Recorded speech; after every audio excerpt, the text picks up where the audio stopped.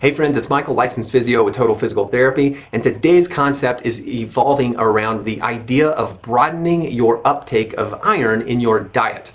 See, I have discussions often with individuals that have been told by healthcare providers that their iron levels are low and they should intake more iron. And it never fails that the majority of individuals that are told that immediately draw towards red meats, and the idea of liver oftentimes pops up. And it's true that these sources contain iron as well as poultry and seafood. But I see a lot of lost opportunities and a lot of overlooked opportunities when it comes to other valuable sources of iron. You see, while we oftentimes try to find the biggest or highest concentration of iron and sadly oftentimes resort to just iron supplementation, there are incredible values of iron in a lot of overlooked areas. So a big shout out for this video goes out to Teresa. We had an enlightening discussion on this exact subject matter in the clinic, and by special request, she stated that she wanted to see a video on this topic so others could share in the knowledge that we talked about during our session. You see, iron comes from a variety of other sources that when I suggest that people just increase the uptake of these sources, they kind of raise an eyebrow and say, I had no clue. So what are some of these sources? Well, beans and legumes are a big source. This can be your whole variety of beans, lentils, chickpeas, soybeans. They're all going to have valuable sources of iron, and none of them should be overlooked. And you also want to diversify those beans. If you say you absolutely love kidney beans or black beans or chickpeas, don't hang your hat on eating those and eating those alone, because you're going to be selling yourself short. It's the complexity and the diversity that is most important for that gut microbiome.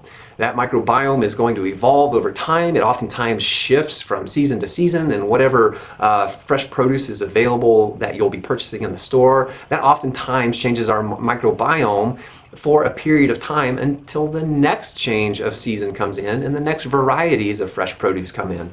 This is all an evolving process within that gut, and one that's incredibly valuable. Okay, so what are some other sources? Well, some other sources include nuts and seeds.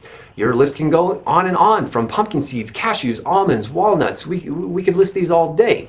But again, it comes back to the variety. So you love walnuts. Well, don't just always eat walnuts. Get in a variety of everything. And if you like walnuts that much, just eat them more than you eat the other things. Just eat smaller amounts of the other things. But just do it with some consistency and keep it an ever-evolving cycle. What are some other sources? Well, other sources include fortified cereals and breads. I typically save these for the last recommendation for a number of reasons, but number one, it's because it's fortified. It means it's not naturally occurring in high percentages of iron, so we have to stick it in there. Well, it's kind of like the supplementation method, and while it can be valuable, it shouldn't be the first go-to source. Okay, dried fruits, raisins, apricots, prunes are good examples of these sources of iron. But one of the biggest sources of iron that has some of the most impact from a multitude of reasons are dark leafy greens. Take your pick here, but do it with variety once again. Your spinaches, your kales, your collard greens, turnip greens, bok choy, the list can continue, but just do it with variety. Now, Teresa was also told by a healthcare provider that one of her favorite go-tos, which was spinach, should be lightly cooked and then put into the mill to start an enzymatic process and improve the nutritional value. Now, while that resonates true with some of our produce, we can indeed unlock incredible nutritional value if we simply lightly cook it. The reality is that we often overcook things and kind of negate that process, but we can also implement a simpler strategy to also start those enzymatic reactions. And what is this process? Well, it's chewing your food well. We go back to the roots of what our moms told us when we were young. Chew your food well. Well, it wasn't all about not getting choked.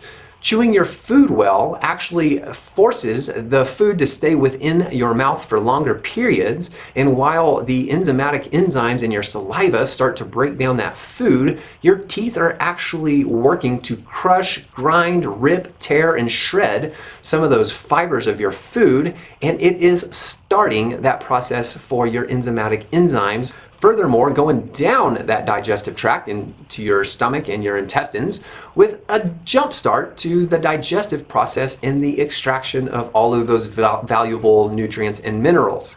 So again, I hope this video opened your eyes to the opportunities that lie in front of you. You do not have to consume more red meat. You do not have to pan down that liver that you have always hated until that magical moment where you're told to eat more iron. So if you have more questions, comments, or concerns around the subject matter, just shove those down into the comments down below. And as always, have a beautiful day, and we'll talk to you guys soon.